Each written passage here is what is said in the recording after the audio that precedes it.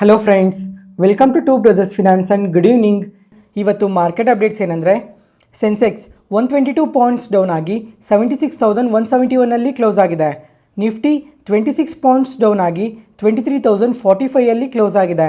Bank Nifty 76 points gain ಆಗಿ 49,479 close ಆಗಿದೆ.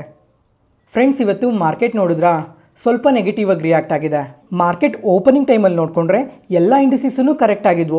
Large caps ಆದರೆ ಎಬೋ 1% ಕರೆಕ್ಟ್ ಆಗಿತ್ತು, ಮತ್ತು ಮಿಡ್ ಆ್ಯಂಡ್ ಸ್ಮಾಲ್ ಕ್ಯಾಪ್ಸ್ ಆದರೆ ಎಬೋ 2% ಕರೆಕ್ಟ್ ಆಗಿತ್ತು. ಆವಾಗ ನೀವು ಯಾರಾದರೂ ಮಾರ್ಕೆಟಲ್ಲಿ ಮತ್ತೆ ಇನ್ನೊಂದು ದಿನ ಪ್ಯಾನಿಕ್ ಸೆಲ್ಲಿಂಗ್ ನಡೀತಾ ಇದೆ ಅಂತ ನಿಮ್ಮ ಪೋರ್ಟ್ಫೋಲಿಯೋದಲ್ಲಿ ಯಾವುದಾದ್ರೂ ಒಂದು ಕಂಪನಿನ ಸೆಲ್ ಆಫ್ ಮಾಡಿದರೆ ಕಮೆಂಟ್ ಸೆಷನಲ್ಲಿ ಒಂದು ಸಲ ಕಮೆಂಟ್ ಮಾಡಿ. ಮತ್ತು ಇವತ್ತು ನಿಫ್ಟಿ ಲೋಸಿಂದ ನೋಡಿಕೊಂಡ್ರೆ ನಿಯರ್ಲಿ 258 ಪಾಯಿಂಟ್ಸ್ ರಿಕವರ್ ಆಗಿದೆ. ಮತ್ತು ಮಿಡ್ ಕ್ಯಾಪ್ಸ್ ಆದರೆ 1400 ಪಾಯಿಂಟ್ಸೇ ರಿಕವರ್ ಆಗಿದೆ. ಅದಾದಮೇಲೆ ಸ್ಮಾಲ್ ಕ್ಯಾಪ್ಸ್ ಆದರೆ 360 ಪಾಯಿಂಟ್ಸ್ ರಿಕವರ್ ಆಗಿದೆ. ಅಂದರೆ ಮಾರ್ಕೆಟ್ ಓಪನಿಂಗ್ ಟೈಮಿಂದ ನೋಡಿಕೊಂಡ್ರೆ 1 ಅವರಲ್ಲಿ ಮಾರ್ಕೆಟ್ಸ್ ಎಷ್ಟು ಕರೆಕ್ಟ್ ಆದವೋ ಅಷ್ಟೂ ರಿಕವರ್ ಆಗಿದೆ ಎಲ್ಲ ಇಂಡಿಸಿಸೂ. ಫ್ರೆಂಡ್ಸ್, ಇವಾಗ ಮಾರ್ಕೆಟ್ ಓಪನಿಂಗ್ ಟೈಮಲ್ಲಿ ಏನಕ್ಕೆ ಅಷ್ಟೊಂದು ಫಾಲ್ ಆಯಿತು, ಅದಾದಮೇಲೆ 2 ಅವರ್ಸ್ ಆದಮೇಲೆ ಮಾರ್ಕೆಟ್ಸ್ ಮತ್ತೆ ಏನಕ್ಕೆ ಬೌನ್ಸ್ ಬ್ಯಾಕ್ ಆಯಿತು ಅಂತ ಕಂಪ್ಲೀಟಾಗಿ ಇವಾಗ ಎಕ್ಸ್ಪ್ಲೇನ್ ಮಾಡ್ತೀನಿ. ಇದಕ್ಕೆಲ್ಲ ಏನೇನು ರೀಸನ್ಸ್ ಇದ್ದಾವೆ ಅಂತ ಪ್ರತಿಯೊಂದನ್ನು ಈ ವಿಡಿಯೋದಲ್ಲಿ ಮಾತಾಡ್ಕೊಳ್ಳೋಣ. ಫಸ್ಟ್, ಇವತ್ತು ಮಾರ್ಕೆಟ್ ಫಾಲ್ ಆಗೋದಕ್ಕೆ ಮೊದಲನೇ ರೀಸನ್ ಏನು ಅಂದರೆ, ಡೊನಾಲ್ಡ್ ಟ್ರಂಪ್ ಅವರು ಟ್ಯಾರಿಫ್ ಹೈಕ್ ಮಾಡ್ತಾ ಇದ್ದಾರಲ್ಲ, ಇದರಿಂದ ಸ್ವಲ್ಪ ನೆಗೆಟಿವ್ ಆಗಿ ರಿಯಾಕ್ಟ್ ಆಗಿದೆ. ಇದ್ರ ಬಗ್ಗೆ ಎಲ್ಲ ನಾವು ಪ್ರತಿ ಮಾರ್ಕೆಟ್ ನ್ಯೂಸಲ್ಲೂ ಮಾತಾಡ್ಕೊತಾನೆ ಬರ್ತಾ ಇದ್ವಿ. ಟ್ರಂಪ್ ಅವರು ಯಾವ ಕಂಟ್ರಿ ಮೇಲೆ ಅಥವಾ ಯಾವ ಪ್ರಾಡಕ್ಟ್ ಮೇಲೆ ಯಾವಾಗ ಟ್ಯಾಕ್ಸಸ್ನ ಇನ್ಕ್ರೀಸ್ ಮಾಡ್ತಾರೆ ಅಂತ ಯಾರೂ ಹೇಳೋಕ್ಕಾಗ್ತಿಲ್ಲ. ಅದರಿಂದ ಸ್ವಲ್ಪ ಮಾರ್ಕೆಟ್ಸ್ ನೆಗೆಟಿವ್ ಆಗಿ ರಿಯಾಕ್ಟ್ ಆಗ್ತಾ ಇದೆ. ನೆಕ್ಸ್ಟ್, ಅದಾದಮೇಲೆ ನಿನ್ನೆ US ಅಲ್ಲಿ ಫೆಡ್ ಚೇರ್ಮನ್ ಆದ ಜೆರೋಮ್ ಪವೆಲ್ ಅವರು ಸಹ ಇವಾಗ ಅರ್ಜೆಂಟಾಗಿ ರೇಟ್ ಕಟ್ ಮಾಡೋ ಅವಶ್ಯಕತೆ ಏನಿಲ್ಲ ಅಂತ ಸ್ಟೇಟ್ಮೆಂಟ್ಸ್ ಮಾಡಿದ್ದಾರೆ. ಮತ್ತು ಇನ್ಫ್ಲೇಷನ್ ಬಗ್ಗೆ, ಅನ್ಎಂಪ್ಲಾಯ್ಮೆಂಟ್ ಬಗ್ಗೆ ಎಲ್ಲ ಸಹ ಮಾತಾಡಿದ್ದಾರೆ. ಇವಾಗ ಇನ್ಫ್ಲೇಷನ್ ಎಲ್ಲ ಕಮ್ಮಿನೇ ಆಗ್ತಾ ಇದೆ. ಅದಾದಮೇಲೆ ರೀಸೆಂಟಾಗಿ ಅನ್ಎಂಪ್ಲಾಯ್ಮೆಂಟ್ ರೇಟ್ ಕೂಡ ಕಮ್ಮಿ ಆಗಿದೆ. ಅದರಿಂದ ಅರ್ಜೆಂಟಾಗಿ ರೇಟ್ ಕಟ್ ಮಾಡೋ ಅವಶ್ಯಕತೆ ಏನೂ ಇಲ್ಲ ಅಂತ ಸ್ಟೇಟ್ಮೆಂಟ್ಸ್ನ ಮಾಡಿದ್ದಾರೆ. ಅದರಿಂದ ಸಹ ಇವತ್ತು ಮಾರ್ಕೆಟ್ ಸ್ವಲ್ಪ ನೆಗೆಟಿವ್ ಆಗಿ ರಿಯಾಕ್ಟ್ ಆಗಿದೆ.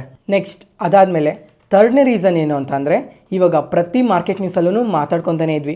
ಏನಂತ ಅಂದರೆ, ಇವಾಗ ತುಂಬಾ mid and small cap companies ಎಲ್ಲ Q3 ರಿಸಲ್ಟ್ಸ್ನ ಪೋಸ್ಟ್ ಮಾಡ್ತಾ ಇದ್ದಾರೆ. ಇವಾಗ ಮೋಸ್ಟ್ ಆಫ್ ದ ಕಂಪನೀಸ್ ಎಲ್ಲ ವೀಕ್ ರಿಸಲ್ಟ್ಸ್ನ ಪೋಸ್ಟ್ ಮಾಡ್ತಾ ಇದ್ದಾರೆ. ಅದ್ರ ಜೊತೆಗೆ ಈ ಮಿಡ್ ಆ್ಯಂಡ್ ಸ್ಮಾಲ್ ಕ್ಯಾಪ್ಸಲ್ಲಿ ಸ್ವಲ್ಪ ಪ್ಯಾನಿಕ್ ಸೆಲ್ಲಿಂಗ್ ಕೂಡ ನಡೀತಾ ಇದೆ. ಈ ಎರಡೂ ರೀಸನಿಂದ ಇವತ್ತು ಮಿಡ್ ಕ್ಯಾಪ್ಸ್ ಓಪನಿಂಗಲ್ಲಿ ನೋಡಿಕೊಂಡ್ರೆ ಎಬೋ 2% ಕರೆಕ್ಟ್ ಆಗಿದ್ದು. ನೆಕ್ಸ್ಟ್, ಅದಾದಮೇಲೆ ಫೋರ್ತ್ನೇ ರೀಸನ್ ಏನು ಅಂದರೆ, ನಾಲ್ಕನೇ ರೀಸನ್ ಏನು ಅಂದರೆ, ಇವತ್ತು ನಮ್ಮ ಮಾರ್ಕೆಟ್ ಓಪನಿಂಗ್ ಟೈಮಲ್ಲಿ MSCI February month rebalancing data update ಆಗಿದೆ. ಈ ಡೇಟಾದಲ್ಲಿ ನಿಫ್ಟಿ 50ಯಲ್ಲೇ ಟಾಪ್ ಕಂಪನೀಸ್ ಆದ 4 ಕಂಪನೀಸಲ್ಲಿ ವೇಟೇಜ್ನ ಕಮ್ಮಿ ಮಾಡ್ತಾ ಇದ್ದಾರೆ ಅಂತ ಅಪ್ಡೇಟ್ ಆಯಿತು.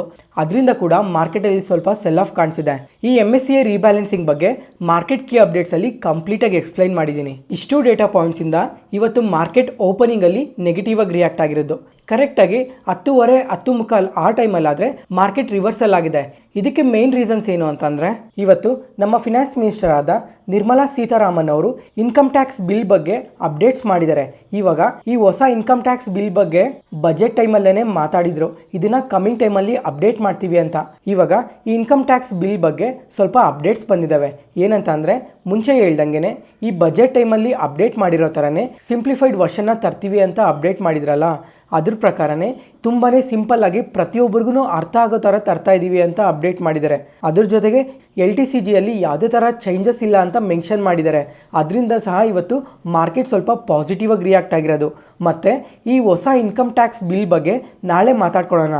ಇದ್ರ ಬಗ್ಗೆ ಎಲ್ಲ ನಾಳೆ ಕಂಪ್ಲೀಟಾಗಿ ಅಪ್ಡೇಟ್ ಮಾಡ್ತೀವಿ ಅಂತ ಮೆನ್ಷನ್ ಮಾಡಿದ್ದಾರೆ. ಇವತ್ತು ಪಾರ್ಲಿಮೆಂಟ್ ಸೆಷನಲ್ಲಿ ತುಂಬಾ ಅಪ್ಡೇಟ್ಸ್ ಬಂದಿದ್ದಾವೆ ಈ ಹೊಸ ಇನ್ಕಮ್ ಟ್ಯಾಕ್ಸ್ ಬಿಲ್ ಬಗ್ಗೆ ಎಲ್ಲ. ಅದಕ್ಕೋಸ್ಕರ ಮಾರ್ಕೆಟ್ ಸ್ವಲ್ಪ ಪಾಸಿಟಿವ್ ಆಗಿ ರಿಯಾಕ್ಟ್ ಆಗಿರೋದು. ಫಿನಾನ್ಸ್ ಮಿನಿಸ್ಟರ್ ಅವರು ಯಾವಾಗ ಇನ್ಕಮ್ ಟ್ಯಾಕ್ಸ್ ಬಿಲ್ ಬಗ್ಗೆ ಅಪ್ಡೇಟ್ ಮಾಡಿದ್ರೋ ಆವಾಗ ಮಾರ್ಕೆಟ್ಸ್ ಸ್ವಲ್ಪ ಪಾಯಿಂಟ್ಸ್ ಮಾತ್ರ ಪಾಸಿಟಿವ್ ಆಗಿ ರಿಯಾಕ್ಟ್ ಆಯಿತು. ಆದರೆ ಅದಾದಮೇಲೆ ಆಂಫಿ ಅವರು ಮ್ಯೂಚುವಲ್ ಫಂಡ್ ಡೇಟಾನ ಪೋಸ್ಟ್ ಮಾಡಿದ್ದಾರೆ. ಈ ಡೇಟಾ ಪೋಸ್ಟ್ ಮಾಡಿರೋದಕ್ಕೇ ಇವತ್ತು ಮಾರ್ಕೆಟ್ಸ್ ಇಷ್ಟು ಪಾಸಿಟಿವ್ ಆಗಿ ರಿಯಾಕ್ಟ್ ಆಗಿರೋದು. ಈ ಡೇಟಾ ನೋಡಿಕೊಂಡ್ರೆ ಇವಾಗ ಪ್ರತಿ ಮಂತೂ ಮ್ಯೂಚುವಲ್ ಫಂಡ್ಸಲ್ಲಿ ಸಿಪ್ ಮುಖಾಂತರ ಬರ್ತಾ ಇರೋದು ಎಷ್ಟು ಅಂತ ನೋಡಿಕೊಂಡ್ರೆ 26,400 crores ಬಂದಿದೆ. ಈ ಜಾನ್ವರಿ ಮಂತಲ್ಲಿ ಪ್ರತಿ ತಿಂಗಳು ಈ ಸಿಪ್ ಮುಖಾಂತರ ಮ್ಯೂಚುವಲ್ ಫಂಡ್ಸ್ ಒಳಗಡೆ ಇಷ್ಟು ಅಮೌಂಟ್ ಬರ್ತಾ ಇದೆ ಅಲ್ಲ, ಅದರಿಂದಲೇ ಮಾರ್ಕೆಟ್ಸ್ ಇಷ್ಟು ಪಾಸಿಟಿವ್ ಆಗಿ ರಿಯಾಕ್ಟ್ ಆಗ್ತಾ ಇರೋದು. ಮತ್ತು ರೀಸೆಂಟಾಗಿ ಮಾರ್ಕೆಟ್ಸ್ ನೋಡಿಕೊಂಡ್ರೆ ಈ ಜಾನ್ವರಿ ಮಂತಲ್ಲಿ ನೋಡಿಕೊಂಡ್ರೂ ತುಂಬಾ ಕರೆಕ್ಟ್ ಆಗಿದೆ. ಅಂಥ ಟೈಮಲ್ಲೂ ಈ ರಿಟೇಲರ್ಸ್ ಎಲ್ಲ ಮಾರ್ಕೆಟ್ನ ಇಷ್ಟು ನಂಬಿ ಪ್ರತಿ ತಿಂಗಳು ಸಿಪ್ ಮುಖಾಂತರ ಅದೇ ಥರನೇ ಇನ್ವೆಸ್ಟ್ ಮಾಡ್ತಾ ಬರ್ತಾ ಇರೋದಕ್ಕೆ ಮಾರ್ಕೆಟ್ಸ್ ಈ ಥರ ಪಾಸಿಟಿವ್ ಆಗಿ ರಿಯಾಕ್ಟ್ ಆಗಿರೋದು. ಈ ಜಾನ್ವರಿ ಮಂತಲ್ಲೇ ಟೋಟಲ್ ಮ್ಯೂಚುವಲ್ ಫಂಡ್ ಒಳಗಡೆ ಎಷ್ಟು ಬಂದಿದೆ ಅಂತ ನೋಡಿಕೊಂಡ್ರೆ 39,697 ಕ್ರೋರ್ಸ್ ಇನ್ಫ್ಲೋಸ್ ಬಂದಿದ್ದಾವೆ ಅಂತ ಮೆನ್ಷನ್ ಮಾಡಿದ್ದಾರೆ. ಮತ್ತು ಈ ಸಿಪ್ ಮುಖಾಂತರ ಮ್ಯೂಚುವಲ್ ಫಂಡ್ ಒಳಗಡೆ ಏನು ಬರ್ತಾ ಇದೆ ಇದು ಕಂಟಿನ್ಯೂಸ್ ಆಗಿ ಗ್ರೋ ಆಗ್ತಾನೆ ಇದೆ. ಲಾಸ್ಟ್ 1 year ಇಂದ ನೋಡಿಕೊಂಡ್ರೆ ಈ ಸಿಪ್ ಮುಖಾಂತರ ಬರೋ ಇನ್ವೆಸ್ಟ್ಮೆಂಟ್ ಪ್ರತಿ ತಿಂಗಳು ಜಾಸ್ತಿ ಆಗ್ತಾನೆ ಬರ್ತಾ ಇದೆ. ಇವಾಗ ಮಾರ್ಕೆಟ್ಸ್ ಎಷ್ಟೇ ಕರೆಕ್ಟ್ ಆದ್ರೂ ರಿಟೇಲ್ ಇನ್ವೆಸ್ಟರ್ಸ್ ಮಾತ್ರ ಅದೇ ಥರನೇ ಮಾರ್ಕೆಟ್ ಮತ್ತೆ ಬೌನ್ಸ್ ಬ್ಯಾಕ್ ಆಗುತ್ತೆ ಅಂತ ನಂಬಿ ಅಷ್ಟು ಪಾಸಿಟಿವ್ ಆಗಿ ಇನ್ಫ್ಲೋಸ್ನ ತರ್ತಾ ಇದ್ದಾರೆ ಮಾರ್ಕೆಟ್ ಒಳಗಡೆ. ನೆಕ್ಸ್ಟ್ ಇವಾಗ ಹೇಳ್ದಂಗೆ 39,688 ಕ್ರೋರ್ಸ್ ಇನ್ಫ್ಲೋಸ್ ಬಂದಿದ್ದಾವೆ ಅಂತ ಮೆನ್ಷನ್ ಮಾಡಿದೆ ಅಲ್ಲ, ಈ ಬಂದಿರೋ ಇನ್ಫ್ಲೋಸ್ ಎಲ್ಲ ಯಾವ್ಯಾವ ಕ್ಯಾಟಗರಿ ಮ್ಯೂಚುವಲ್ ಫಂಡ್ಸ್ ಒಳಗಡೆ ಎಷ್ಟೆಷ್ಟು ಇನ್ಫ್ಲೋಸ್ ಬಂದಿದ್ದಾವೆ ಅಂತ ನೋಡಿಕೊಂಡ್ರೆ ಇದರಲ್ಲಿ ಹೈಯೆಸ್ಟ್ ಬಂದಿರೋದು ಎಲ್ಲಿ ಅಂದರೆ ಸ್ಮಾಲ್ ಕ್ಯಾಪ್ಸಲ್ಲಿ ಹೈಯೆಸ್ಟ್ ಇನ್ಫ್ಲೋಸ್ ಬಂದಿದೆ ಈ ಜಾನ್ವರಿಯಲ್ಲಿ. ಡಿಸೆಂಬರ್ ಮಂತ್ ಕಂಪೇರ್ ಮಾಡಿಕೊಂಡ್ರೆ ಜಾನ್ವರಿ ಮಂತಲ್ಲಿ ಇನ್ಫ್ಲೋಸ್ ಅನ್ನೋದು ಇನ್ನೂ ಜಾಸ್ತಿ ಆಗಿದೆ. ಅದಾದಮೇಲೆ ಮಿಡ್ ಕ್ಯಾಪ್ಸಲ್ಲೂ ಸಹ ಇನ್ಫ್ಲೋಸ್ ಜಾಸ್ತಿ ಬಂದಿದೆ. 5,148 ಕ್ರೋರ್ಸ್ ಇನ್ಫ್ಲೋಸ್ ಬಂದಿದೆ. ಮತ್ತು large and mid caps funds ಇರ್ತಾವಲ್ಲ ಇದರಲ್ಲೂ ಸಹ ತುಂಬಾ ಇನ್ಫ್ಲೋಸ್ ಬಂದಿದೆ. ಮತ್ತು ಲಾರ್ಜ್ ಕ್ಯಾಪ್ಸಲ್ಲೂ ಸಹ ತುಂಬಾ ಇನ್ಫ್ಲೋಸ್ ಬಂದಿದೆ. ಅದಾದಮೇಲೆ ಮಲ್ಟಿ ಕ್ಯಾಪ್ ಫಂಡ್ಸಲ್ಲೂ ಸಹ ಇನ್ಫ್ಲೋಸ್ ಬಂದಿದೆ. ಇವಾಗ ಹೈಯೆಸ್ಟ್ ಇನ್ಫ್ಲೋಸ್ ಯಾವ ಸೆಕ್ಟರಿಂದ ಹೋಗಿದೆ ಅಂತ ನೋಡಿಕೊಂಡ್ರೆ, ಯಾವ ಕ್ಯಾಟಗರಿ ಫಂಡ್ಸಿಂದ ಹೋಗಿದೆ ಅಂತ ನೋಡಿಕೊಂಡ್ರೆ ಸೆಕ್ಟೋರಿಯಲ್ ಮತ್ತು ಥಿಮ್ಯಾಟಿಕ್ ಫಂಡ್ಸಿಂದ ಇನ್ಫ್ಲೋಸ್ ಅನ್ನೋದು ತುಂಬಾ ಕಮ್ಮಿ ಬಂದಿದೆ. ಡಿಸೆಂಬರ್ ಮಂತ್ಗೆ ಕಂಪೇರ್ ಮಾಡಿಕೊಂಡ್ರೆ ಜಾನ್ವರಿ ಮಂತಲ್ಲಿ ಈ ಕ್ಯಾಟಗರಿಗೆ ಇನ್ಫ್ಲೋಸ್ ತುಂಬಾ ಕಮ್ಮಿ ಆಗೋಗಿದೆ. ಅದಾದಮೇಲೆ ಮೋಸ್ಟ್ ಆಫ್ ದ ಕ್ಯಾಟಗರಿ ಫಂಡ್ಸ್ಗೆಲ್ಲ ಇನ್ಫ್ಲೋಸ್ ಅನ್ನೋದು ಇನ್ಕ್ರೀಸೇ ಆಗಿದೆ. ಅದಾದಮೇಲೆ ಡೆಟ್ ಫಂಡ್ಸಲ್ಲಿ ನೋಡಿಕೊಂಡ್ರೆ ಈ ಸಲ ಲಿಕ್ವಿಡ್ ಫಂಡ್ಸ್ಗೆ ಇನ್ಫ್ಲೋಸ್ ತುಂಬಾ ಜಾಸ್ತಿ ಬಂದಿದೆ. ಇದುವರೆಗೂ ಪ್ರತಿ ತಿಂಗಳು ನೋಡಿಕೊಂಡ್ರೆ ಔಟ್ಫ್ಲೋಸ್ ಜಾಸ್ತಿ ಹೋಗ್ತಾ ಇತ್ತು, ಯಾಕಂದರೆ ಮಾರ್ಕೆಟ್ಸ್ ಪಾಸಿಟಿವ್ ಆಗಿರೋದು. ಅದರಿಂದ ಈಕ್ವಿಟೀಸಲ್ಲಿ ಇನ್ವೆಸ್ಟ್ ಮಾಡೋಣ ಅಂತ ಈ ಡೆಟ್ ಫಂಡ್ಸಿಂದ ಎಕ್ಸಿಟ್ ಆಗಿ ಈಕ್ವಿಟೀಸ್ಗೆ ಇನ್ಫ್ಲೋಸ್ ಹೋಗ್ತಾ ಇತ್ತು. ಆದರೆ ಈ ಸಲ ನೋಡಿಕೊಂಡ್ರೆ ಲಿಕ್ವಿಡ್ ಫಂಡ್ಸ್ಗೆ ತುಂಬಾ ಇನ್ಫ್ಲೋಸ್ ಬಂದಿದೆ. ಯಾಕಂದರೆ ಮಾರ್ಕೆಟ್ಸ್ ಇನ್ನೂ ಎಷ್ಟು ಕರೆಕ್ಟ್ ಆಗುತ್ತೋ ಅಂತ ಯಾರನ್ನೂ ಹೇಳೋಕ್ಕಾಗಲ್ಲ ಅಲ್ಲ, ಅದಕ್ಕೋಸ್ಕರ ಮಾರ್ಕೆಟ್ ಇನ್ನೂ ಕರೆಕ್ಟ್ ಆಗೋ ಚಾನ್ಸಸ್ ತುಂಬಾ ಜಾಸ್ತಿ ಇದೆ ಅಂತ ಈ ಲಿಕ್ವಿಡ್ ಫಂಡ್ಸ್ ಒಳಗಡೆ ಇನ್ಫ್ಲೋಸ್ ಬರ್ತಾ ಇದೆ. ಯಾಕಂದರೆ ಈ ಲಿಕ್ವಿಡ್ ಫಂಡ್ಸಲ್ಲಿ ಅಷ್ಟು ವಾಲಟೈಲ್ ಆಗಿರಲ್ಲ, ಅದಕ್ಕೋಸ್ಕರ ಈ ಎರಡೂ ರೀಸನಿಂದನೇ ಮಾರ್ಕೆಟ್ ಇವತ್ತು ಬೌನ್ಸ್ ಬ್ಯಾಕ್ ಆಗಿರೋದು. ನೆಕ್ಸ್ಟ್ ಅದಾದಮೇಲೆ ಲಾಸ್ಟ್ 2-3 ವೀಡಿಯೋಸಿಂದನೂ ಪ್ರತಿದಿನನೂ ಮಾತಾಡ್ಕೊತಾನೆ ಬಂದ್ವಿ. ಏನಂತ ಅಂದರೆ ಇವಾಗ ನಮ್ಮ ಪ್ರೈಮ್ ಮಿನಿಸ್ಟರ್ ಆದ ನರೇಂದ್ರ ಮೋದಿ ಅವರು ಇವತ್ತು US ವಿಸಿಟ್ ಮಾಡ್ತಾ ಇದ್ದಾರೆ. ಇವತ್ತು ರಾತ್ರಿನೇ ಡೊನಾಲ್ಡ್ ಟ್ರಂಪ್ ಅವ್ರ ಜೊತೆ ಮಾತಾಡ್ತಾರೆ. ಇವಾಗ ಮಾರ್ಕೆಟಲ್ಲಿ ಪ್ರತಿಯೊಬ್ಬರು ಯೋಚನೆ ಮಾಡ್ತಾ ಇರೋದೇನು ಗೊತ್ತಾ, ಇವಾಗ ಮೋದಿ ಅವರು ಡೊನಾಲ್ಡ್ ಟ್ರಂಪ್ ಅವ್ರ ಹತ್ರ ಮಾತಾಡಿ ಇಂಡಿಯಾ ಮೇಲೆ ಯಾವುದೇ ಥರ ಟ್ಯಾಕ್ಸಸ್ ಇಂಪೋಸ್ ಮಾಡಬಾರ್ದು ಅಂತ ಮಾರ್ಕೆಟ್ ಎಕ್ಸ್ಪೆಕ್ಟ್ ಮಾಡ್ತಾ ಇದೆ. ಅದಾದಮೇಲೆ ರೀಸೆಂಟಾಗಿ ಪವರ್ ಸೆಕ್ಟರಲ್ಲಿ ಸ್ವಲ್ಪ ಸಬ್ಸಿಡೀಸ್ನ ಸ್ಟಾಪ್ ಮಾಡಿದರು US ಅಲ್ಲಿ, ಅದ್ರ ಬಗ್ಗೆನೂ ಕೂಡ ಮಾತಾಡೋ ಚಾನ್ಸಸ್ ಇದೆ. ಅದಾದಮೇಲೆ ಈ ಡಿಫೆನ್ಸ್ ರಿಲೇಟೆಡ್ ಆಗಿ ಯಾವುದಾದ್ರೂ ಆರ್ಡರ್ನ ಕೂಡ ತರೋ ಚಾನ್ಸಸ್ ಇದೆ. ಈ ಎಲ್ಲ ಡೇಟಾ ಪಾಯಿಂಟ್ಸ್ ಬಗ್ಗೆ ಇವತ್ತು ರಾತ್ರಿ ಮಾತಾಡೋ ಚಾನ್ಸಸ್ ಇದೆ. ನೋಡೋಣ ನಾಳೆ ಮಾರ್ಕೆಟ್ ಟೈಮ್ಗೆಲ್ಲ ಈ ಡೇಟಾಸ್ ಎಲ್ಲ ಅಪ್ಡೇಟ್ ಆಗ್ತವೆ. ಇವಾಗ ಮೋದಿ ಅವರು ಡೊನಾಲ್ಡ್ ಟ್ರಂಪ್ ಅವ್ರ ಜೊತೆ ಏನೇನು ಮಾತಾಡಿದ್ದಾರೆ, ಏನೇನು ಅಪ್ಡೇಟ್ಸ್ ಇದ್ದಾವೆ ಅಂತ ಪ್ರತಿಯೊಂದು ನಾಳೆ ಅಷ್ಟೊತ್ತಿಗೆ ಅಪ್ಡೇಟ್ ಆಗುತ್ತೆ. ನೋಡೋಣ, ಇದ್ರ ಬಗ್ಗೆ ಎಲ್ಲ ನಾಳೆ ಮಾತಾಡ್ಕೊಳ್ಳೋಣ. ನೆಕ್ಸ್ಟ್ ಅದಾದಮೇಲೆ ನಿನ್ನೆ ಮಾರ್ಕೆಟ್ ನ್ಯೂಸಲ್ಲೇ ಮೆನ್ಷನ್ ಮಾಡಿದ್ದೆ, ಇವತ್ತು ನಮ್ಮ ಮಾರ್ಕೆಟಲ್ಲಿ 2 ಇಂಪಾರ್ಟೆಂಟ್ ಡೇಟಾಸ್ ಅಪ್ಡೇಟ್ ಆಗುತ್ತೆ ಅಂತ. ಒಂದು ಇಂಡಸ್ಟ್ರಿಯಲ್ ಪ್ರೊಡಕ್ಷನ್ ಡೇಟಾ ಅಪ್ಡೇಟ್ ಆಗಿದೆ ಇವಾಗ ಮಾರ್ಕೆಟ್ ಕ್ಲೋಸ್ ಆದಮೇಲೆ. ಈ ಡೇಟಾ ನೋಡಿಕೊಂಡ್ರೆ ಸ್ವಲ್ಪ ಎಕ್ಸ್ಪೆಕ್ಟೆಡ್ಗಿನ್ನ ಬಿಲೋ ಡೇಟಾನ ಪೋಸ್ಟ್ ಮಾಡಿದ್ದಾರೆ. ಇದು ಮಾರ್ಕೆಟಲ್ಲಿ ನಾಳೆ ಯಾವ ಥರ ರಿಯಾಕ್ಟ್ ಆಗುತ್ತೆ ಅಂತ ನೋಡಬೇಕು. ಅದಾದಮೇಲೆ ಇನ್ನೊಂದು ಇಂಪಾರ್ಟೆಂಟ್ ಥಿಂಗ್ ಏನು ಅಂತ ಅಂದರೆ CPI ಇನ್ಫ್ಲೇಷನ್ ಡೇಟಾ ಅಪ್ಡೇಟ್ ಆಗಿದೆ. ಈ ಡೇಟಾ ನೋಡಿಕೊಂಡ್ರೆ ತುಂಬಾ ಪಾಸಿಟಿವ್ ಆಗಿ ಬಂದಿದೆ. ಇವಾಗ ಮಾರ್ಕೆಟಲ್ಲಿ ಎಷ್ಟು ಇನ್ಫ್ಲೇಷನ್ ಬರುತ್ತೆ ಅಂತ ಎಕ್ಸ್ಪೆಕ್ಟ್ ಮಾಡಿದ್ರು ಹೇಳ್ರಿ, 4.6% ಇನ್ಫ್ಲೇಷನ್ ಬರುತ್ತೆ ಅಂತ ಎಕ್ಸ್ಪೆಕ್ಟ್ ಮಾಡಿದರು. ಆದರೆ ಇವತ್ತು ಬಂದಿರೋದು ನೋಡಿಕೊಂಡ್ರೆ 4.31% ಬಂದಿದೆ. ಅಂದರೆ ಈ ಎಕ್ಸ್ಪೆಕ್ಟ್ ಮಾಡಿರೋದಕ್ಕಿಂತ ಕಮ್ಮಿನೇ ಬಂದಿದೆ. ಅದಾದಮೇಲೆ ಲಾಸ್ಟ್ ಕ್ವಾರ್ಟರ್ಗೆ ಕಂಪೇರ್ ಮಾಡಿಕೊಂಡ್ರೂ ಕಮ್ಮಿನೇ ಬಂದಿದೆ. ಓವರಾಲ್ CPI ಇನ್ಫ್ಲೇಷನ್ ಡೇಟಾ ಮಾತ್ರ ಪಾಸಿಟಿವ್ ಆಗಿ ಬಂದಿದೆ. ಅದಾದಮೇಲೆ ಇನ್ನೂ ಸ್ವಲ್ಪ ಡೀಟೇಲಾಗಿ ನೋಡಿಕೊಂಡ್ರೆ ಫುಡ್ ಇನ್ಫ್ಲೇಷನ್ ನೋಡಿಕೊಂಡ್ರು ಡಿಸೆಂಬರ್ ಮಂತ್ ಕಂಪೇರ್ ಮಾಡಿಕೊಂಡ್ರೆ ಕಮ್ಮಿ ಆಗಿದೆ. ಮತ್ತು ರೂರಲ್ ಇನ್ಫ್ಲೇಷನ್ ನೋಡಿಕೊಂಡ್ರೂ ಕಮ್ಮಿ ಆಗಿದೆ. ಅರ್ಬನ್ ಇನ್ಫ್ಲೇಷನ್ ನೋಡಿಕೊಂಡ್ರೂ ಕಮ್ಮಿ ಆಗಿದೆ. ಕೋರ್ ಇನ್ಫ್ಲೇಷನ್ ಡೇಟಾ ನೋಡಿಕೊಂಡ್ರೂ ಕಮ್ಮಿ ಆಗಿದೆ. ಓವರಾಲ್ ಇನ್ಫ್ಲೇಷನ್ ಮಾತ್ರ ತುಂಬಾ ಪಾಸಿಟಿವ್ ಆಗಿ ಬಂದಿದೆ. ಈ ಡೇಟಾ ಮಾರ್ಕೆಟ್ ಕ್ಲೋಸ್ ಆದಮೇಲೆ ಬಂದಿದೆ. ಅದಕ್ಕೋಸ್ಕರ ನಾಳೆ ಮಾರ್ಕೆಟ್ ಯಾವ ಥರ ರಿಯಾಕ್ಟ್ ಆಗುತ್ತೆ ಅಂತ ನೋಡಬೇಕು. ಮತ್ತು ಅದಾದಮೇಲೆ ಇವತ್ತು ರಾತ್ರಿ US ಅಲ್ಲೂ ಕೂಡ ಇನ್ಫ್ಲೇಷನ್ ಡೇಟಾ ಅಪ್ಡೇಟ್ ಆಗುತ್ತೆ. ಈ ಡೇಟಾ ಮೇಲೆ ಕೂಡ ನಾಳೆ ಮಾರ್ಕೆಟ್ ಯಾವ ಥರ ರಿಯಾಕ್ಟ್ ಆಗಬೇಕು ಅಂತ ಇರುತ್ತೆ. ಅದಕ್ಕೋಸ್ಕರ ಈ 2 ಡೇಟಾ ಪಾಯಿಂಟ್ಸ್ನ ಟ್ರ್ಯಾಕ್ ಮಾಡಿ. ಒಂದು ಈ US ಇನ್ಫ್ಲೇಷನ್ ಡೇಟಾ ಯಾವ ಥರ ಬರುತ್ತೆ ಅಂತ, ಅದಾದಮೇಲೆ ಮೋದಿ ಅವರು US ವಿಸಿಟ್ ಮಾಡಿದಾರಲ್ಲ ಇದ್ರ ಬಗ್ಗೆ ಏನು ಅಪ್ಡೇಟ್ಸ್ ಬರುತ್ತೆ ಅಂತ, ಈ 2 ಡೇಟಾ ಪಾಯಿಂಟ್ಸ್ನ ಟ್ರ್ಯಾಕ್ ಮಾಡಬೇಕು. ಮತ್ತು ಪ್ರತಿಯೊಂದು ಡೇಟಾನು ನಾನು ಟೈಮ್ ಟು ಟೈಮ್ ವಾಟ್ಸಪ್ ಚಾನಲಲ್ಲಿ ಶೇರ್ ಮಾಡ್ತಾ ಇರ್ತೀನಿ. ನಿಮಗೆ ಕಂಪ್ಲೀಟ್ ಇನ್ಫಾರ್ಮೇಷನ್ ವಾಟ್ಸಪ್ ಚಾನಲಲ್ಲಿ ಇರುತ್ತೆ. ಅದಕ್ಕೋಸ್ಕರ ಡಿಸ್ಕ್ರಿಪ್ಷನಲ್ಲಿ ಲಿಂಕ್ ಕೊಟ್ಟಿರ್ತೀನಿ, ಒಂದ್ಸಲ ಚೆಕ್ ಮಾಡಿ. ನೆಕ್ಸ್ಟ್ FIDI ಡೇಟಾ ನೋಡಿಕೊಂಡ್ರೆ ಕ್ಯಾಶ್ ಮಾರ್ಕೆಟಲ್ಲಿ FIIs ಇವತ್ತು ಸಹ ತುಂಬಾ ಸೆಲ್ಲಿಂಗ್ ಮಾಡಿದ್ದಾರೆ. ಇವತ್ತು ನೋಡಿಕೊಂಡ್ರೆ 5,000 ಕೋಟಿ ಸೆಲ್ ಮಾಡಿದ್ದಾರೆ. ಮತ್ತು DIIs ಆದರೆ ಅದೇ ಥರ ಮಾರ್ಕೆಟ್ನ ಸಪೋರ್ಟ್ ಮಾಡಿದ್ದಾರೆ.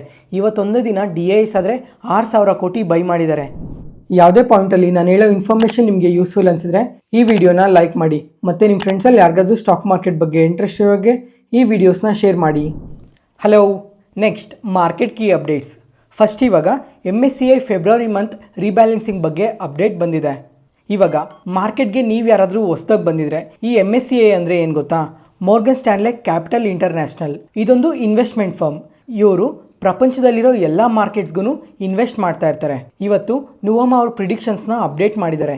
ಏನಂತ ಅಂದರೆ ಈ MSCI ಫೆಬ್ರವರಿ ಮಂತ್ ರೀಬ್ಯಾಲೆನ್ಸಿಂಗ್ ಡೇಟಾನ ಅಪ್ಡೇಟ್ ಮಾಡಿದ್ದಾರೆ. ರೀಬ್ಯಾಲೆನ್ಸಿಂಗಲ್ಲಿ ಯಾವ್ಯಾವ ಕಂಪನೀಸ್ಗೆ ವೆಯ್ಟೇಜ್ನ ಇನ್ಕ್ರೀಸ್ ಮಾಡ್ಕೊತಾರೆ, ಯಾವ್ಯಾವ ಕಂಪನೀಸ್ಗೆ ವೆಯ್ಟೇಜ್ನ ಡಿಕ್ರೀಸ್ ಮಾಡ್ತಾರೆ ಅಂತ ಡೇಟಾನ ಪಬ್ಲಿಷ್ ಮಾಡಿದ್ದಾರೆ. ಇವಾಗ ನುವಾಮ ಅವ್ರ ಪ್ರಕಾರ ನೋಡಿಕೊಂಡ್ರೆ ಈ MSCI ಗ್ಲೋಬಲ್ ಇಂಡೆಕ್ಸ್ ಒಳಗಡೆ for the first time Hyundai motors add ಆಗುತ್ತೆ ಅಂತ ಅಪ್ಡೇಟ್ ಮಾಡಿದ್ದಾರೆ. ಇದರಿಂದ ಈ ಹೋಂಡೈ ಮೋಟರ್ಸ್ ಕಂಪನಿಗೆ $257 ಮಿಲಿಯನ್ ಇನ್ಫ್ಲೋಸ್ ಬರುತ್ತೆ ಅಂತ ಅಪ್ಡೇಟ್ ಮಾಡಿದ್ದಾರೆ. ಆದ್ರೂ ಇವತ್ತು ಹೋಂಡೈ ಮೋಟರ್ಸ್ ಶೇರ್ ಪ್ರೈಸ್ ನೋಡಿಕೊಂಡ್ರೆ ಮಾರ್ಕೆಟ್ ಓಪನಿಂಗ್ ಟೈಮಲ್ಲಿ ತುಂಬಾ ಪಾಸಿಟಿವ್ ಆಗಿ ರಿಯಾಕ್ಟ್ ಆಯಿತು. ಆದರೆ ಇವತ್ತು ಮಾರ್ಕೆಟ್ ಸ್ವಲ್ಪ ವೊಲಟೈಲ್ ಆಗಿ ಇದ್ದಿದ್ದಕ್ಕೆ ಶೇರ್ ಪ್ರೈಸಲ್ಲಿ ಯಾವುದೇ ಥರ ಪಾಸಿಟಿವ್ ಮೂಮೆಂಟಮ್ ಇಲ್ಲ. ಅದ್ರ ಜೊತೆಗೆ ಈ MSCI ಗ್ಲೋಬಲ್ ಇಂಡೆಕ್ಸಲ್ಲಿ ಇನ್ನೂ ಸ್ವಲ್ಪ ಕಂಪನೀಸ್ಗೆ ವೆಯ್ಟೇಜ್ನ ಕೂಡ ಇನ್ಕ್ರೀಸ್ ಮಾಡ್ತಾ ಇದ್ದಾರೆ ಅಂತ ಅಪ್ಡೇಟ್ ಮಾಡಿದ್ದಾರೆ. ಇದರಲ್ಲಿ ನೋಡಿಕೊಂಡ್ರೆ ನಿಯರ್ಲಿ 8 ಕಂಪನೀಸ್ಗೆ ವೆಯ್ಟೇಜ್ನ ಇನ್ಕ್ರೀಸ್ ಮಾಡ್ತಾ ಇದ್ದಾರೆ.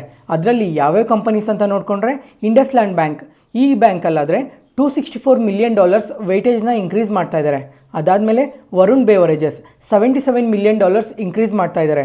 ಮತ್ತು ಅದಾದಮೇಲೆ ಟೊರೆಂಟ್ ಫಾರ್ಮಾಸ್ಯೂಟಿಕಲ್ಸ್ ಇದರಲ್ಲಾದರೆ $45 ಮಿಲಿಯನ್ ಇನ್ಕ್ರೀಸ್ ಮಾಡ್ತಾ ಇದ್ದಾರೆ. ಅದಾದಮೇಲೆ Mankind pharma, Dixon technologies, PB fintech, Adani enterprises, Voltas ಇಷ್ಟು ಕಂಪನೀಸಲ್ಲಿ ಈ ಫೆಬ್ರವರಿ ಮಂತ್ ರೀಬ್ಯಾಲೆನ್ಸಿಂಗಲ್ಲಿ ವೆಯ್ಟೇಜ್ನ ಇನ್ಕ್ರೀಸ್ ಮಾಡ್ಕೊತಾ ಇದ್ದಾರೆ. ಈ ಅಡ್ಜಸ್ಟ್ಮೆಂಟ್ ಎಲ್ಲ ಯಾವತ್ತು ಕಂಪ್ಲೀಟ್ ಆಗುತ್ತೆ ಅಂದರೆ ಫೆಬ್ರವರಿ 28 ಅಪ್ಡೇಟ್ ಆಗುತ್ತೆ. ಫೆಬ್ರವರಿ 28 ಈ ಕಂಪನೀಸಲ್ಲೆಲ್ಲ ಇನ್ಫ್ಲೋಸ್ ಬರುತ್ತೆ.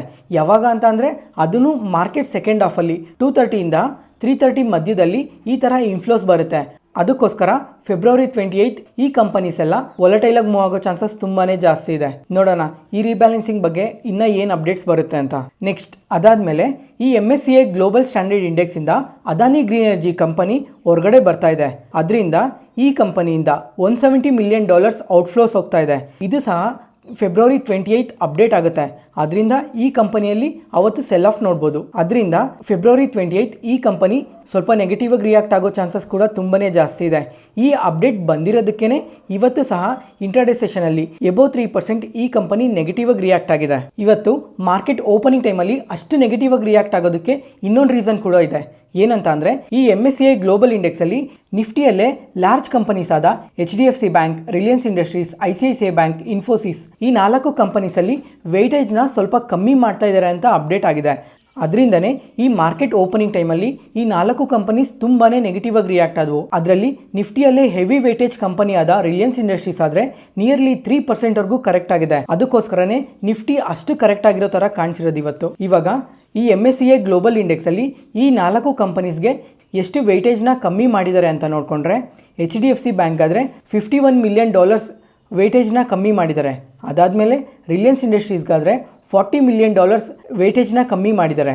ICICI ಬ್ಯಾಂಕ್ ಆದರೆ $35 ಮಿಲಿಯನ್ ವೆಯ್ಟೇಜ್ನ ಕಮ್ಮಿ ಮಾಡಿದ್ದಾರೆ. ಇನ್ಫೋಸಿಸ್ಗಾದರೆ $33 ಮಿಲಿಯನ್ ವೆಯ್ಟೇಜ್ನ ಕಮ್ಮಿ ಮಾಡಿದ್ದಾರೆ. ಈ ಥರ ವೆಯ್ಟೇಜ್ನ ಕಮ್ಮಿ ಮಾಡ್ತಾ ಇದ್ದಾರೆ ಅಂತ ಅಪ್ಡೇಟ್ ಬಂದಿರೋದಕ್ಕೇ ಮಾರ್ಕೆಟ್ ಓಪನಿಂಗಲ್ಲಿ ಆ ಥರ ಸೆಲ್ಲಿಂಗ್ ಪ್ರೆಷರ್ ಕಾಣಿಸಿರೋದು ಈ 4 ಕಂಪನೀಸಲ್ಲಿ. ನೆಕ್ಸ್ಟ್ ಅದಾದಮೇಲೆ ಈ MSCI ಎಮರ್ಜಿಂಗ್ ಮಾರ್ಕೆಟ್ಸಲ್ಲಿ ಹೈಯೆಸ್ಟ್ ವೆಯ್ಟೇಜ್ ಕೊಟ್ಟಿರೋ ಕಂಟ್ರಿ ಯಾವುದು ಅಂತಂದರೆ ಚೈನಾ. ನೆಕ್ಸ್ಟ್ ಅದಾದಮೇಲೆ ಸೆಕೆಂಡ್ ಪ್ಲೇಸ್ ಯಾವ ಕಂಟ್ರಿ ಕೊಟ್ಟಿದ್ರು ಅಂದರೆ ಮುಂಚೆ ಆದರೆ ಇಂಡಿಯಾಗೇ ಕೊಟ್ಟಿದ್ರು. ಆದರೆ ಇವಾಗ ಗ್ಲೋಬಲ್ ಸ್ಟ್ಯಾಂಡರ್ಡ್ ಇಂಡೆಕ್ಸಲ್ಲಿ ಸ್ವಲ್ಪ ವೆಯ್ಟೇಜ್ನ ಕಮ್ಮಿ ಮಾಡಿರೋದಕ್ಕೆ ಇವಾಗ ಇಂಡಿಯಾ 3rd ಪ್ಲೇಸ್ಗೆ ಬಂದಿದೆ. ಸೆಕೆಂಡ್ ಪ್ಲೇಸಲ್ಲಿ ಯಾವ ಕಂಟ್ರಿ ಇದೆ ಅಂತಂದರೆ ತೈವಾನ್ಗೆ ಹೈಯೆಸ್ಟ್ ವೆಯ್ಟೇಜ್ನ ಕೊಟ್ಟಿದ್ದಾರೆ. ನೋಡೋಣ ಕಮಿಂಗ್ ಕ್ವಾರ್ಟರ್ಲಿ ರೀಬ್ಯಾಲೆನ್ಸಿಂಗ್ ಅಲ್ಲಾದ್ರೂ ಇಂಡಿಯಾಗೆ ಸ್ವಲ್ಪ ಹೈಯೆಸ್ಟ್ ವೆಯ್ಟೇಜ್ನ ಕೊಡ್ತಾರಾ ಅಂತ. ಯಾಕಂದರೆ ಇವಾಗ ಮಾರ್ಕೆಟ್ ರೀಸೆಂಟ್ ಟೈಮಲ್ಲಿ ತುಂಬಾ ಕರೆಕ್ಟ್ ಆಗಿದೆ ಅಲ್ಲ, ಅದಕ್ಕೋಸ್ಕರ ಕಮಿಂಗ್ ಟೈಮಲ್ಲಿ ಗ್ರೋತ್ ಏನಾದರೂ ಚೆನ್ನಾಗಿರುತ್ತೆ ಅಂತ ವೆಯ್ಟೇಜ್ನ ಏನಾದರೂ ಇನ್ಕ್ರೀಸ್ ಮಾಡ್ತಾರಾ ಅಂತ. Next HAL Hindustan aeronautics. ಈ ಕಂಪನಿ ಇವತ್ತು ಮಾರ್ಕೆಟ್ ಓಪನ್ ಆಗಿದ್ದು 45 ಮಿನಿಟ್ಸ್ಗೆ ನೋಡಿಕೊಂಡ್ರೆ ನಿಯರ್ಲಿ 4%ವರೆಗೂ ಡ್ರಾಪ್ ಆಗಿದೆ. ಇದಕ್ಕೆ ರೀಸನ್ ಏನು ಅಂತ ಅಂದರೆ ಇವತ್ತು ಇಂಡಿಯನ್ ಏರ್ ಫೋರ್ಸ್ ಚೀಫ್ ಅವರು HAL ಮೇಲೆ ಅಷ್ಟು ಕಾನ್ಫಿಡೆನ್ಸ್ ಇಲ್ಲ ಅಂತ ನೆಗೆಟಿವ್ ಸ್ಟೇಟ್ಮೆಂಟ್ಸ್ನ ಮಾಡಿದ್ದಾರೆ. ಅದರಿಂದನೇ ಇವತ್ತು ಮಾರ್ಕೆಟ್ ಓಪನಿಂಗಲ್ಲಿ ಅಷ್ಟು ನೆಗೆಟಿವ್ ಆಗಿ ರಿಯಾಕ್ಟ್ ಆಗಿರೋದು. ಈ ಥರ ನೆಗೆಟಿವ್ ಸ್ಟೇಟ್ಮೆಂಟ್ಸ್ ಮಾಡೋದಕ್ಕೆ ರೀಸನ್ ಏನು ಅಂತ ಅಂದರೆ ಒಂದು 8 ತಿಂಗಳು ಹಿಂದೆ ಸಹ ಇದ್ರ ಬಗ್ಗೆನೇ ಮಾತಾಡ್ಕೊಂಡಿದ್ವಿ. ಏನಂತ ಅಂದರೆ ಈ HAL ಕಂಪನಿಗೆ ಫೈಟರ್ ಜೆಟ್ ಇಂಜಿನ್ಸ್ನ ಮ್ಯಾನುಫ್ಯಾಕ್ಚರ್ ಮಾಡೋದಕ್ಕೆ ಒಂದು ಆರ್ಡರ್ ಬಂದಿತ್ತು 8 ಮಂತ್ಸ್ ಬ್ಯಾಕ್. ಆದರೆ ಆ ಟೈಮಲ್ಲಿ ಈ ಕಂಪನಿ ಕರೆಕ್ಟ್ ಟೈಮ್ಗೆ ಡೆಲಿವರ್ ಮಾಡೋಕ್ಕಾಗಲಿಲ್ಲ. ಶೇರ್ ಪ್ರೈಸ್ ನೋಡಿಕೊಂಡ್ರೆ ಅವಾಗ ಆಲ್ ಟೈಮ್ ಐಸಲ್ಲಿತ್ತು ಆರ್ಡರ್ ಬಂದಾಗ. ಅದಾದಮೇಲೆ ಸ್ವಲ್ಪ ತಿಂಗಳಾದಮೇಲೆ ಶೇರ್ ಪ್ರೈಸ್ ತುಂಬಾ ಕರೆಕ್ಟ್ ಆಗ್ತಾ ಬಂತು. ಯಾಕಂದರೆ ಈ ತೇಜಸ್ ಫೈಟರ್ ಜೆಟ್ ಇಂಜಿನ್ಸ್ನ ಕರೆಕ್ಟ್ ಟೈಮ್ಗೆ ಡೆಲಿವರ್ ಮಾಡೋಕ್ಕಾಗ್ತಿಲ್ಲ ಅಂತ ಅಪ್ಡೇಟ್ ಮಾಡ್ತಾಯಿದ್ರು. ಆವಾಗ ಶೇರ್ ಪ್ರೈಸ್ ತುಂಬಾ ಕರೆಕ್ಟ್ ಆಗ್ತಾ ಬಂತು. ಅದಾದಮೇಲೆ ಇನ್ನೂ ಸ್ವಲ್ಪ ಟೈಮ್ ತೊಗೊಂಡ್ರು. ಇವಾಗ ಎಕ್ಸಾಂಪಲ್ ಜುಲೈಗೆ ಡೆಲಿವರ್ ಮಾಡ್ತೀವಿ ಅಂತ ಫಸ್ಟ್ ಹೇಳಿದರು, ಆ ಟೈಮ್ಗೂ ಡೆಲಿವರ್ ಮಾಡೋಕ್ಕಾಗಲಿಲ್ಲ. ಮತ್ತು ಅಕ್ಟೋಬರ್ಗೆ ಡೆಲಿವರ್ ಮಾಡ್ತೀವಿ ಇಂಜಿನ್ಸ್ನ ಅಂತ ಅಂದರು, ಆ ಟೈಮ್ಗೂ ಡೆಲಿವರ್ ಮಾಡೋಕ್ಕಾಗಲಿಲ್ಲ.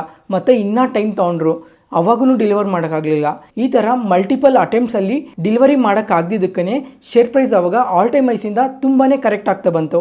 ಇದೇ ರೀಸನ್ನಿಂದನೇ ಇವತ್ತು ಇಂಡಿಯನ್ ಏರ್ಫೋರ್ಸ್ ಚೀಫ್ ಅವರು ಈ ಥರ ನೆಗೆಟಿವ್ ಸ್ಟೇಟ್ಮೆಂಟ್ಸ್ನ ಮಾಡಿರೋದು.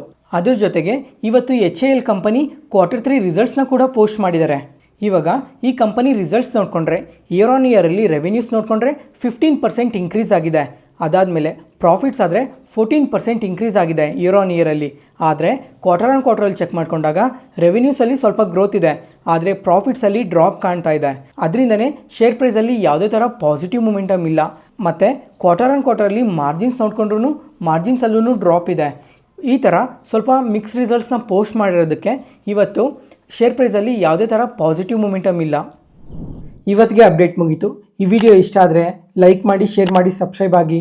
ಮತ್ತೆ ನಾಳೆ ಹೊಸ ಸ್ಟಾಕ್ ಮಾರ್ಕೆಟ್ ನ್ಯೂಸ್ ಅನಾಲಿಸಿಸ್ ವಿಡಿಯೋಲಿ ಸಿಗೋಣ. ನಾನು ಹೇಳಿದ ಇನ್ಫಾರ್ಮೇಷನಲ್ಲಿ ಯಾವುದೇ ಥರ ಡೌಟ್ ಇದ್ದರೂ ಕಮೆಂಟ್ ಸೆಕ್ಷನಲ್ಲಿ ಕಮೆಂಟ್ ಮಾಡಿ. ಪ್ರತಿಯೊಂದು ಕಮೆಂಟ್ಗೂ ರಿಪ್ಲೈ ಕೊಡ್ತೀನಿ. Thank you.